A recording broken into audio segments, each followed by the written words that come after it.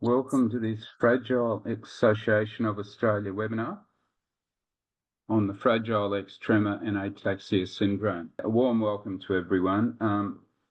I'm Dr Laurie Bott, a board member of the Fragile X-association of Australia, and I'm delighted to host this webinar tonight. So I'd now like to introduce Dr Alex Fois to give this talk on Fragile X Tremor Ataxia syndrome, best known to us all as FXTAS. So this is a topic of great interest to me. Dr Alex Fois is a neurologist based in Sydney and practices at Harbour Neurology Group, North Sydney, Macquarie University Hospital, and Fraser Coast Neurology, Hervey Bay, Queensland. Dr Fois has a subspecialty interest in movement disorders, including Parkinson's disease, tremor, ataxia, dystonia, and the injection of botulinum toxin for the treatment of neurological symptoms. He's passionate about using telehealth to extend the reach of neurological care in Australia, and through this sees patients from all over Australia. Dr Fois received his medical degree from Oxford University and completed his postgraduate training in Cambridge, Addenbrooke's Hospital, and Sydney, Royal Prince Alfred, St Vincent's and Westmead Hospitals. He has completed the Movement Disorders Fellowship at Westmead Hospital and completed a PhD funded by a grant from the Brain Foundation and NH and MRC postgraduate scholarship. His research is focused on tremor, and he has authored several publications and book chapters on the subject of tremor and movement disorders. Dr Fois is a Fellow of the Royal Australasian College of Physicians, a member of the Royal College of Physicians, and a member of the Australian and New Zealand Association of Neurologists. Hello, everyone. I would like to start by thanking the Fragile X Association of Australia for inviting me to give this webinar on the subject of Fragile X Tremor Ataxia syndrome, or FXTAS. It's a real privilege to be invited to give this talk, and in preparing, I've had the opportunity to review some of the other webinars that I can see have been presented in the past, and I see that the Fragile X Association of Australia has or even had the inventors or discoverers of this condition, the Hagemans, present in the past. So I feel very privileged to give this webinar tonight. To give you some perspective on who I am and my perspective on the approach to this subject, I'll say a little bit about my own background and how I've come to be involved in the care of patients with FXTAS.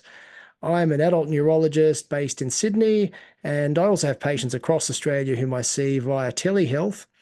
And my main subspecialty interest in neurology is in movement disorders like Parkinson's disease, tremor, and ataxia. I spent some years at the Movement Disorders Unit at Westmead Hospital in Sydney doing a fellowship in movement disorders and a PhD focused on tremor diagnosis and classification. And in the process of working with patients with tremor, both clinically and in the research space, I've had the opportunity to meet patients with FXTAS and be part of their care. And today I hope to bring some of these clinical perspectives as we discuss this subject. Now, before we dive into the particulars of FXTAS, let me say first of all that this is a relatively newly recognised and discovered disease, and it's a condition where the research is still evolving. If we search for FXTAS on PubMed, which is sort of like the Google for medical scientific literature, we find only 778 results or of publications on this subject, and a publication history that dates back to 2001 when people first started writing about this condition. By comparison, if you at home search for Parkinson's disease on PubMed, we'll find 160,000 research articles and a literature dating back to 1817. So there's a lot of FXTAS research still ahead of us in terms of learning about and understanding this condition and its treatment.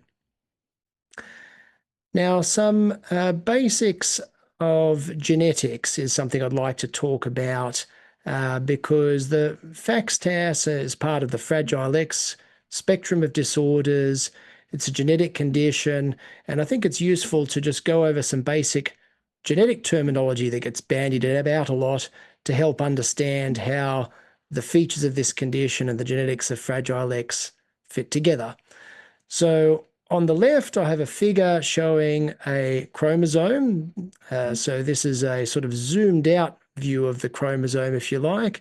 And as we zoom in, you can see that what the chromosome is made up of is this double helix of DNA, which is where the genes, the genetic material resides. They're all sort of wrapped up and bundled together to form this chromosome that we can see under the microscope. And the genes within the chromosomes are what encode our body's proteins and help our body to make proteins. And the basic building blocks of the DNA are called nucleotides, and there's 4 of them represented by letters of the alphabet, A, C, G, and T. And on the right, you can see a picture of how our cells make the proteins using the DNA. So here's this double helix of DNA, and the DNA is used as a sort of a template to produce a copy called messenger RNA or mRNA. And then the mRNA in turn is used as a template to assemble the protein. And each trio or triplet of nucleotides, each triplet of A, G, C, or T, encodes a single amino acid. And so using this template, the body builds a string of amino acids based on the code from the RNA, and a string of amino acids is a protein. So this is sort of basics of the genetics in terms of how our body uses the genetic code to make proteins. Now, to segue into Fragile X, I'll recap a bit of the history of this condition. So the Fragile X syndrome was described in 1943 by Martin and Bell, and first known as Martin-Bell syndrome. And they described a family with multiple boys who had intellectual disability and whose mothers were unaffected. And then in 1969, we have this publication about a marker X chromosome, in which it was noted that patients with this condition had an X chromosome that looked fragile under the microscope. Now, what I mean by fragile is this. So here's a normal looking chromosome up here from the same picture. It has this sort of, coincidentally, has this sort of X-like pattern, but all of the chromosomes have this sort of pattern, not just the X chromosome. And then down below are the X chromosomes from the members of the family who were affected by the Fragile X. So this is the proband, or the patient themselves, their mother, and their brother. And what you can see is at the very bottom of the X chromosome, you've got these little, what are called satellites, these little dots, which are in a different position for each time they perform this test, the karyotype test. And so this is the appearance that they called Fragile X. You know, it looks like a little bit has broken off the bottom of the chromosome, and this could be seen under the microscope and was an unusual appearance. So in 1969, we did not yet have, at that stage, genetic sequencing. People couldn't identify the genes, but they could see under the microscope that patients and families with this condition had a fragile-looking X chromosome. Then in 1991, the next breakthrough was discovery of the FMR1 gene, which is the gene that we now recognize causes both the Fragile X appearance of the chromosome under the microscope, and also causes the condition itself, the Fragile X syndrome. And by this time, the genetics, the genetic technology had advanced to the point where these genes could be identified. And between these two milestones in the research, between 1969 and 1991, there was another publication, which I've put here, Pembry and colleagues in 1985, where they coined the term premutation. And so I'll explain where this came from, because it's a term you'll hear often in the setting of FXTAS and other conditions. So in this research study, Pembry and colleagues noted that there were some families with the Fragile X syndrome where the gene seemed to have been passed down through unaffected male family members. So this here is a family tree where the women are marked as circles, the men are marked as squares, and white or unshaded means unaffected, black or shaded means affected by Fragile X syndrome. And what you can see is that here's the great-grandmother who's unaffected. She has two sons, neither of whom were affected by Fragile X syndrome. And they in turn each had a daughter who was unaffected. And then finally the great-grandson on each branch of the family is affected. So from that, we know that the grandfathers here must have had the Fragile X gene, but did not have the Fragile X syndrome, were unaffected, and also did not have the fragile-looking X chromosome under the microscope. So the authors concluded this can't be a sort of standard X-linked condition, and they coined the term premutation, meaning that these grandfathers must have had some form of premutation that didn't look like a Fragile X under the microscope, but had the potential to cause Fragile X syndrome in the future generation. So this is where the term the premutation comes from.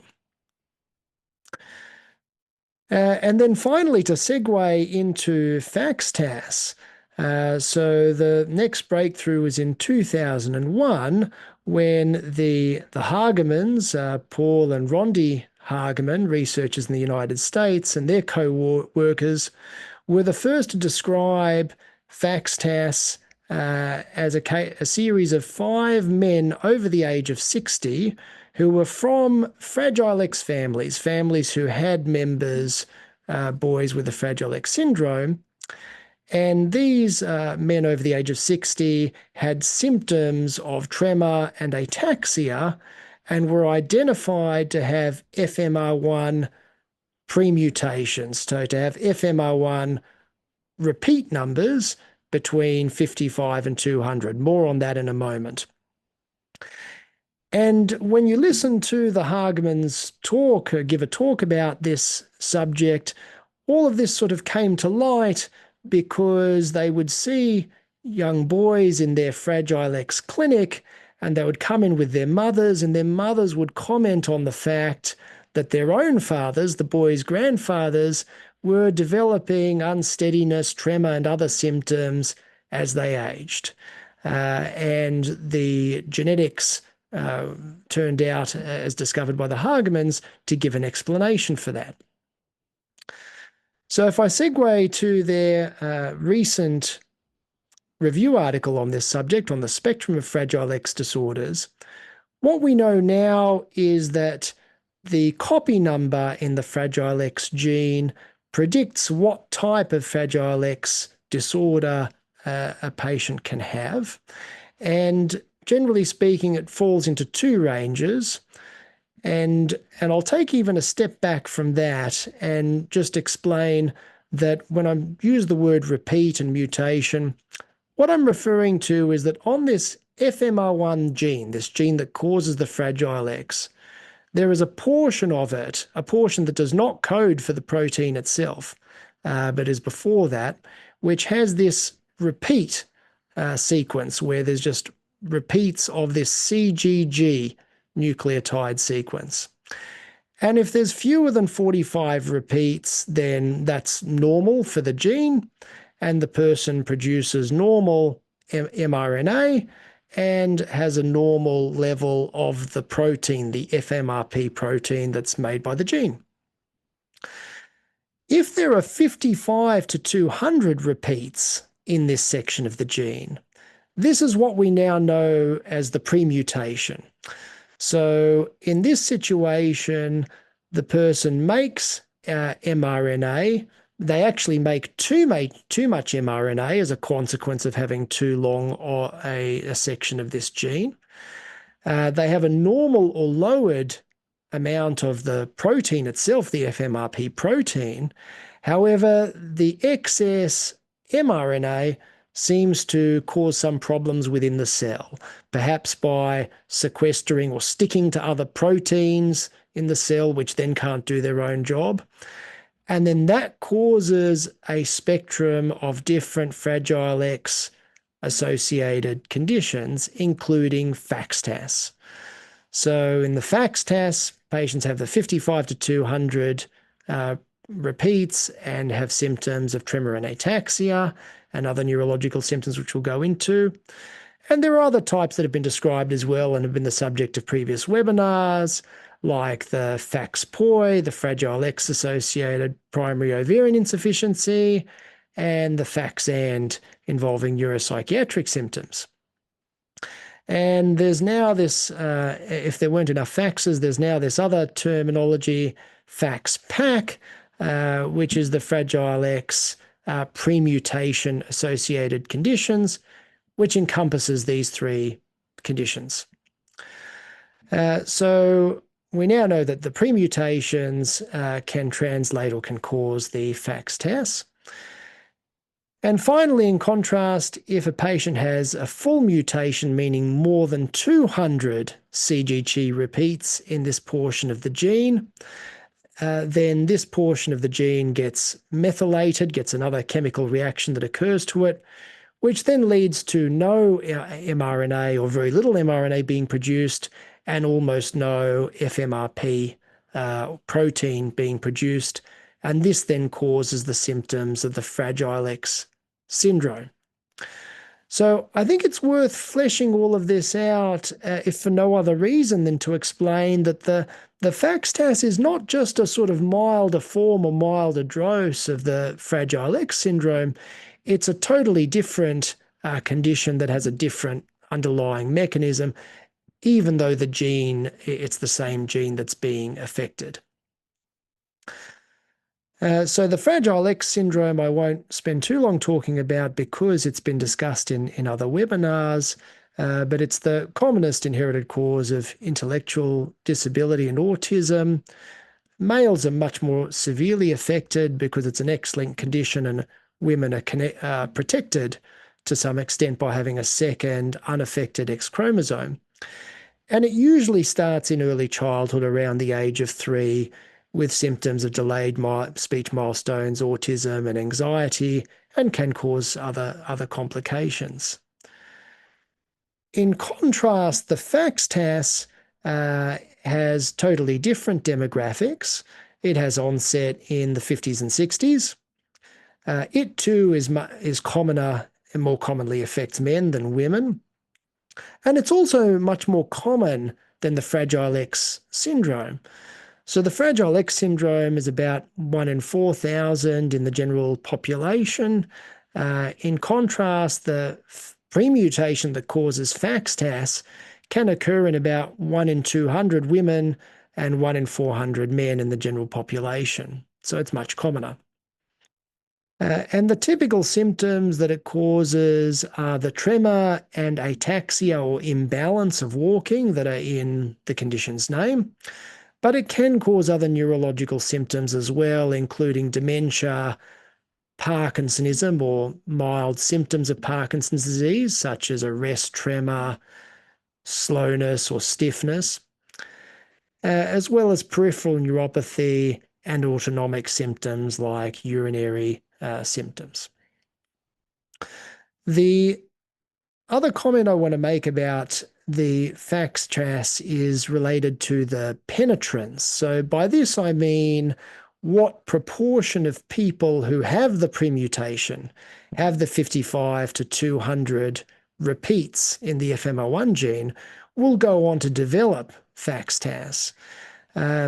So the penetrance is different in men and women. It's about 40% in men, though it increases in age, and I'll show more slides that affect later. But in men over the age of 80, the penetrance can go up to 75 or 80%. Whereas in women, the penetrance is much lower, and we think that only perhaps 10 to 15% of women will go on to develop the FXTAS if they have a premutation. So to show you a bit more about the symptoms and signs of the FXTAS causes, the first thing I'll show you is a video of tremor in a patient with FXTAS. So you can see this gentleman has got tremor affecting his jaw, tremor affecting his hands. You can see as he tries to draw a spiral, it's very shaky and forms this tremulous pattern. And then with his hands outstretched, he also has tremor affecting the hands, more so in the left hand than the right. So he has some postural tremor, which we see even better as he's trying to put the index fingers close together. And then as he does the finger to nose task, he has some tremor as his finger approaches the examiner's finger, which we call intention tremor. And so this postural tremor and intention tremor, we call them an action tremor. He is doing his walking and he's performing tandem gait, walking heel to toe. He can't do it perfectly, but it's actually, that's not too bad. I'll show you a better example in a moment of ataxia. Here's another gentleman also with FXTAS, and here's a video of his walking. You can see his walking with his feet wide apart. His turning is impaired. He takes 3 or 4 steps to turn. His feet are really very wide apart as he walks back now. And in a moment, we'll see him attempt tandem gait, walking heel to toe, one foot just in front of the other, like the sobriety test. And he finds it very difficult to do. He's only able to take perhaps one tandem step before he takes a misstep and has to correct. So this is a typical appearance of the gait ataxia or imbalance, walking with feet wide apart, difficulty with turning. And the ataxia of FXTAS can also affect coordination of other movements. So we saw the previous gentleman with a finger to nose task having difficulty approaching a small target with his hands. That can affect fine motor control. The control of speech can also be affected, and patients can develop slurred speech or dysarthria as a result of the FXTAS. The next symptom I'll mention of the FXTAS is cognitive impairment or dementia. So this is also a well-recognized complication of the FXTAS. And the research studies have been relatively small and differ a little bit in their findings between men and women. So the research study I'm showing on the left, first of all, is a study of just 14 male premutation carriers with the FXTAS, and they were all assessed with cognitive tests with a neuropsychiatric battery of tests, and their scores were compared with healthy controls. And you can see in the tabulated data, their scores were generally reduced compared to age-matched healthy controls. And another table from this same study, which I've put on the right, I think is also useful because it illustrates some of the symptoms that people with the FXTAS dementia or cognitive impairment can manifest. So you can see in this study, they reported quite high rates of agitation or aggression, depression, irritability, and apathy. What I mean by apathy is difficulty in motivating oneself to do a task, even something that one would usually enjoy. So I have patients with apathy whose partners will tell me, you know, he used to be a keen golfer or a keen gardener, but he just can't summon the motivation to do it anymore, even though if I sort of pressuring him into doing it, he'll then enjoy the activity. So that's what we mean by apathy. And then disinhibition, so sort of inappropriate or socially inappropriate actions, we term disinhibition. So these are some of the symptoms that people might report with the FXTAS dementia. What about women with FXTAS? This is all data that I'm showing you from men. There is less published data on the question of dementia risk for women with FXTAS. There are some data to suggest that women with FXTAS have lower cognitive scores compared to age-matched controls. We still don't really have any hard estimates on what's the risk of dementia in women with FXTAS.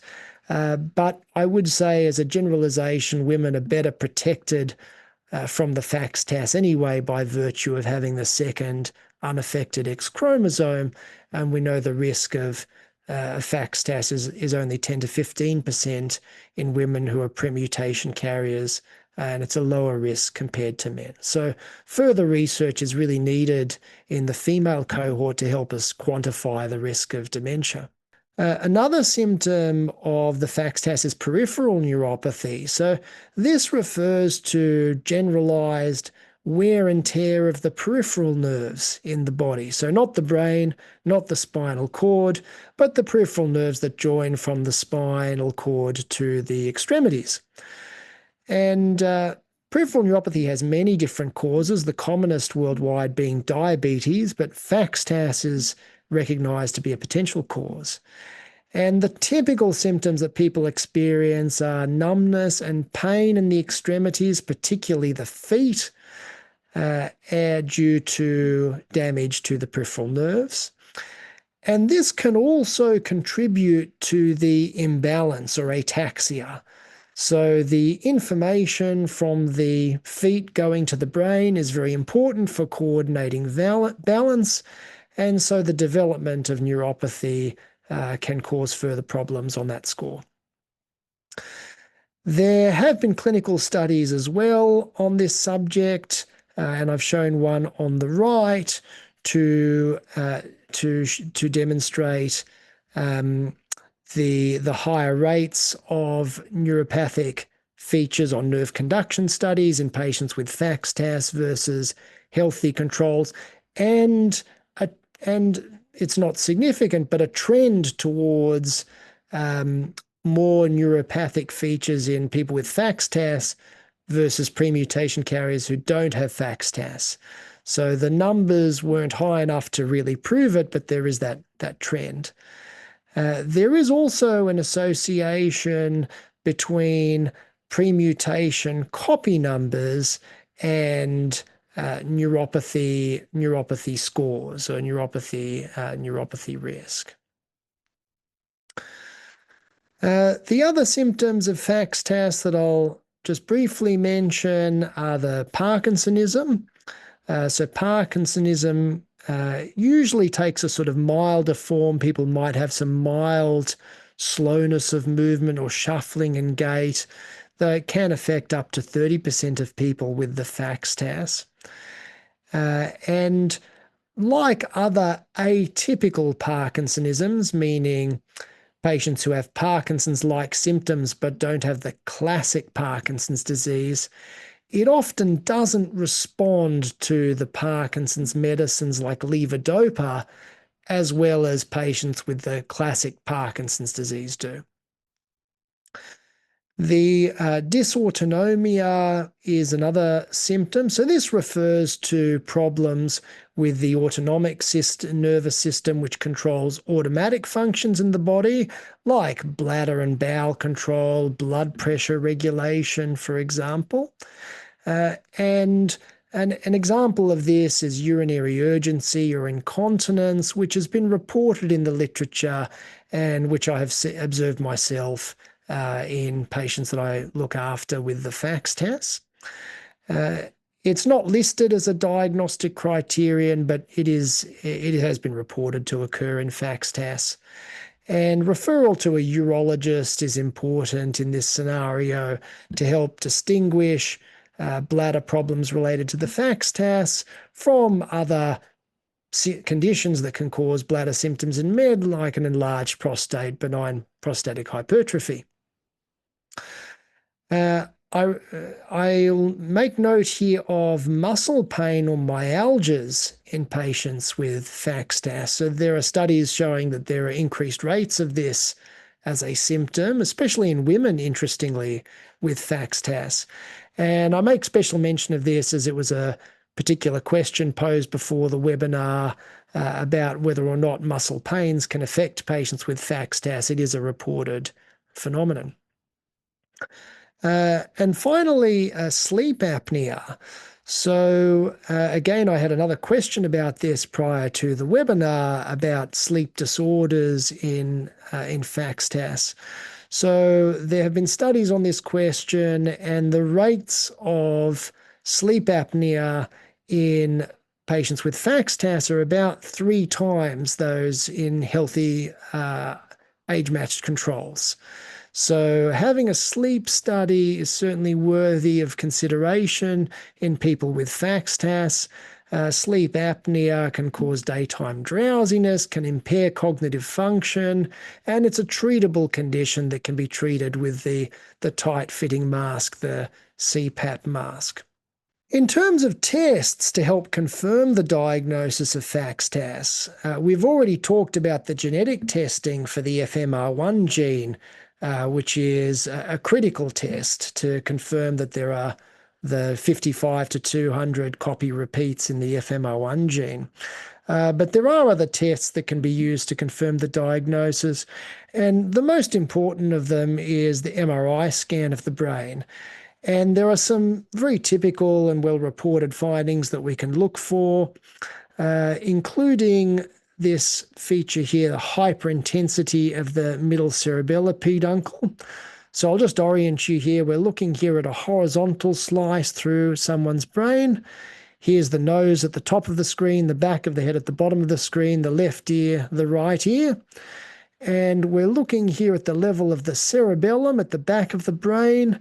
And this area is called the middle cerebellar peduncle. It usually does not have this white appearance, but in this patient with FXTAS, it looks hyper intense or white on the T2 scan, and that's a very typical feature that can be seen in about 60% of patients with FXTAS. We can also sometimes see high signal or hyperintensity in this area of the brain here, the splenium of the corpus callosum, and more generally in the white matter of the brain. So that's these areas that you can see adjacent to the bright fluid-filled chambers, the ventricles. Although white matter changes are a much less specific sign. We can see white matter changes in other neurological diseases, whereas the list of conditions that causes hyperintensity of the middle cerebellar peduncle or of the splenium is a much shorter list, so it's much more specific for FXTAS. In terms of the diagnostic criteria, I had another question about how do we make the diagnosis of FXTAS. So these are the latest set of diagnostic criteria, which are a little bit more than 10 years old now. And like many neurological conditions, they're sort of broken down into criteria for making a definite diagnosis, or a probable diagnosis, or a possible diagnosis of the condition. And that really recognizes the uncertainty about the diagnostic process. So to make a definite diagnosis of the FXTAS, someone needs to have one radiological major criterion and one clinical major criterion.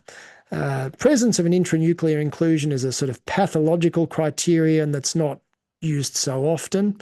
So in practical terms, to make a definite diagnosis, we need to have the MRI and see either the middle cerebellar peduncle hyperintensity or the splenium hyperintensity, and at least one of an action tremor, a tremor when the hands are stretched out or when they're moving, or the ataxia, so the imbalance and unsteadiness of walking.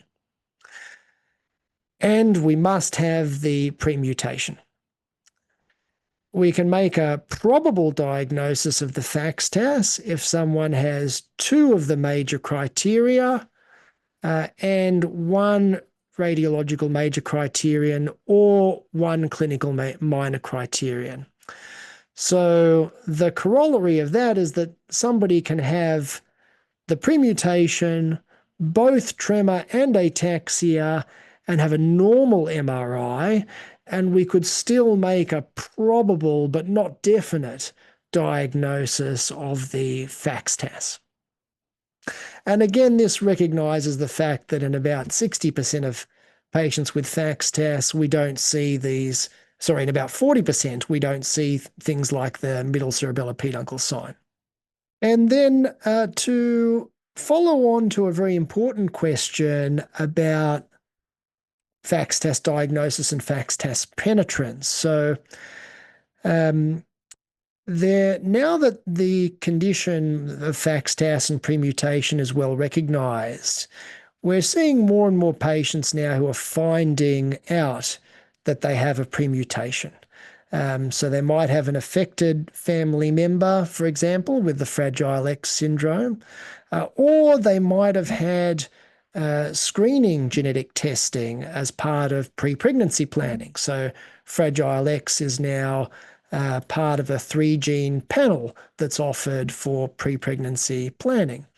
So there's more and more people out there who are discovering that they've got the Fragile X premutation, and they might be younger in age, or not necessarily, but are wondering what is the risk of going on to develop FXTAS with age.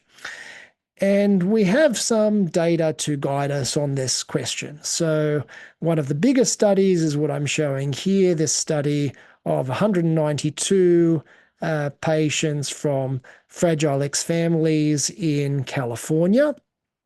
And from this patient cohort, they had 40 male premutation carriers, and they found that they had an increased risk of developing FXTAS as time went on or with increasing age. So, for example, at age 50 to 59, so let's look at this, or let's look at the final graph first of all. So this is patients with tremor and ataxia, so with both symptoms. The black bars represent premutation carriers, and the grey bars represent healthy controls, people who do not have a Fragile X mutation of any sort. And so you can see at age 50 to 59, about 20% of premutation carriers had developed FXTAS, had developed tremor and ataxia, versus none of the healthy controls. At age 60 to 69, the risk was up to 40%. At age 70, 79, the risk was up to 50%. And for those above 80, the risk was about 80%. It is worth noting that in older age, or as people get older, there is a higher risk even of healthy controls developing these symptoms of tremor and ataxia. So about 20% of the healthy controls above age 80 also had tremor and ataxia. So this is part of what can make the diagnostic process a bit more challenging for someone who has a premutation and maybe doesn't have the MRI features. We can always ask ourselves the question, if they've got the tremor and ataxia, is it related to the FXTAS, or could it be related to another condition? But these data still do tell a pretty telling story that for most people developing the tremor and ataxia, most of them in the study of premutation carriers, the risk is certainly much higher of developing these symptoms if someone has a premutation. So this gives some data to guide what is the risk of developing the disease at different ages for men who are premutation carriers. Here's another study looking at about 398 patients from Spain who are from Fragile X families. And this study also reported data from women who had the premutation, who are premutation carriers. And so we can see in this section of the table, which I've highlighted, they studied about 85 women who had the FMR1 premutation and were older than 50.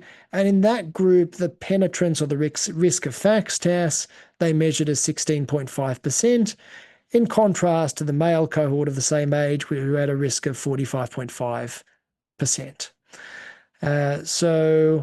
We have these data to give us a little bit of a guide regarding risk at different ages, and again, which demonstrate the higher risk in men compared to women. I'll also just highlight from this study the fact that chronic muscle pain was reported in 24% of women, of the 90 women that they studied who had the premutation. And this again goes back to a question I was addressing earlier about whether or not FXTAS is associated with muscle pain. We have some data to suggest that it is. In terms of risk factors for FXTAS penetrance, so we've already touched on some of these. So first of all, male sex is a risk factor for if you're a premutation carrier for developing FXTAS. We know the risk is higher in men compared to women. Another known risk factor is the CGG repeat length, the length of the premutation. But there's not a very strong correlation. And I think it's worth being aware of, because I see some patients who have perhaps a longer premutation length, and they really worry about the permutation's longer, it's 140 or 150, and does this mean that the FXTAS is almost inevitable now? Or even that's an extreme example, but in the hundreds, say, and they worry about the risk of FXTAS being much higher.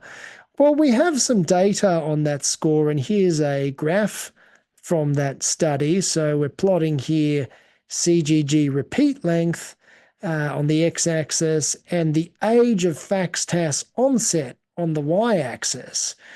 And what you can see is as the repeat length gets longer, there is a trend, a downward trend towards lower age of onset of the FXTAS.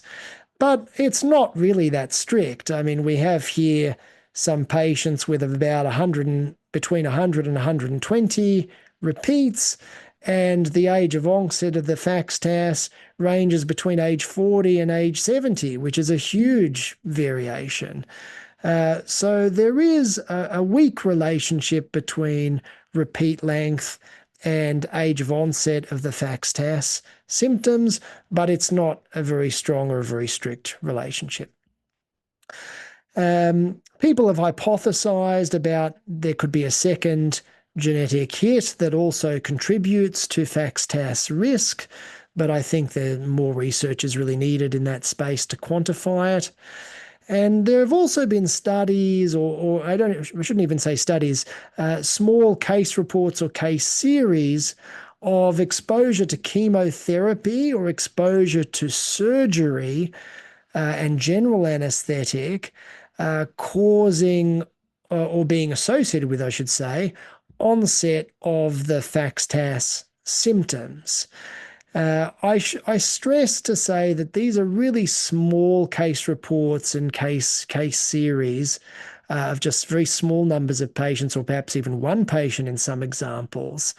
And on the whole, if somebody needs to have chemotherapy or surgery for something like cancer, then that's something they have to do, and we probably can't finesse too much someone's FXTAS risk by trying to avoid a necessary procedure like chemotherapy for cancer or surgery for cancer, for example.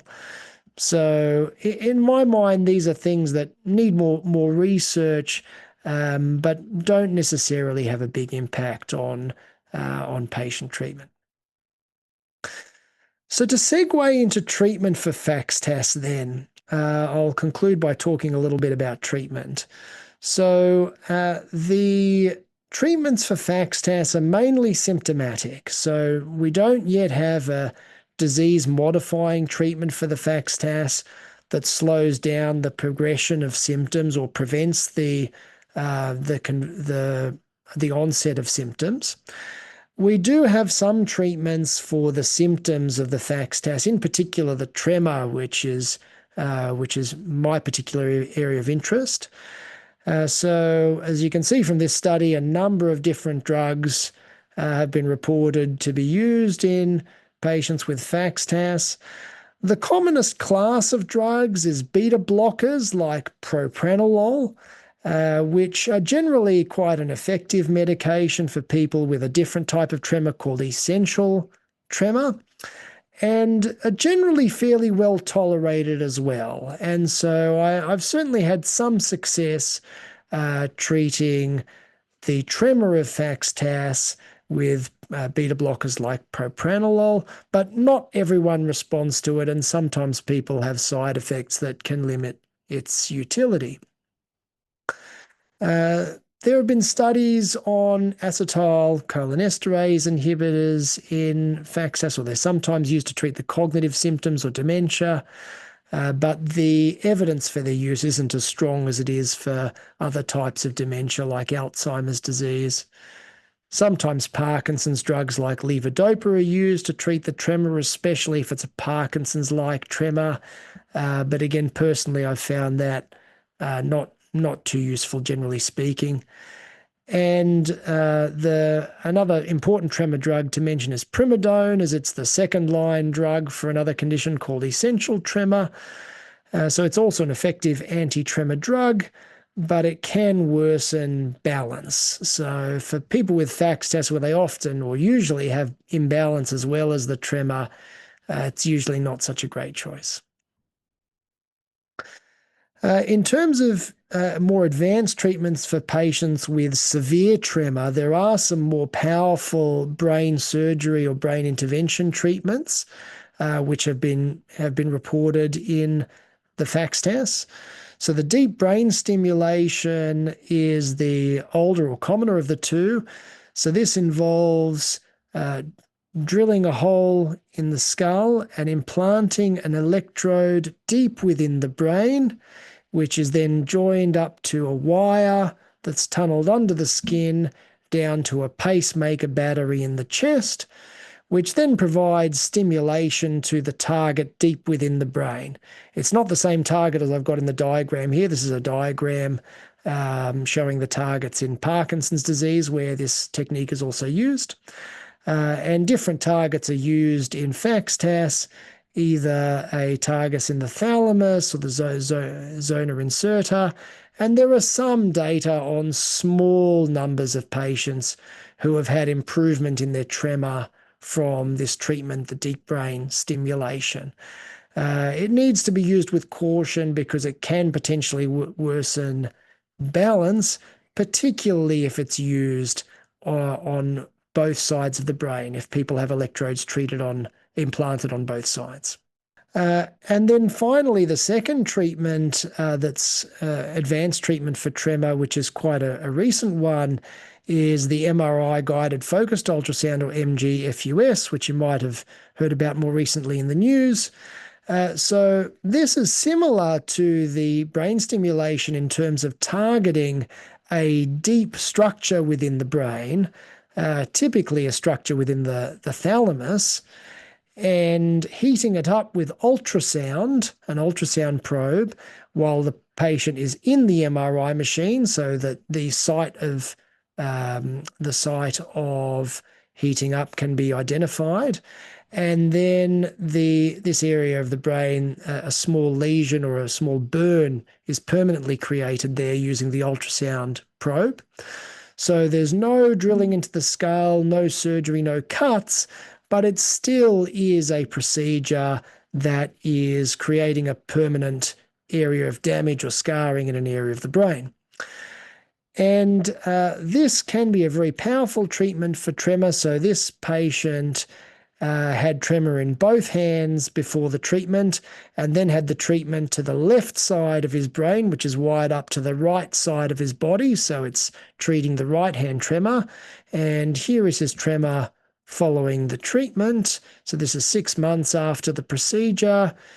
With his hands outstretched, you can see he still has the left hand tremor, but the right hand tremor is very much improved.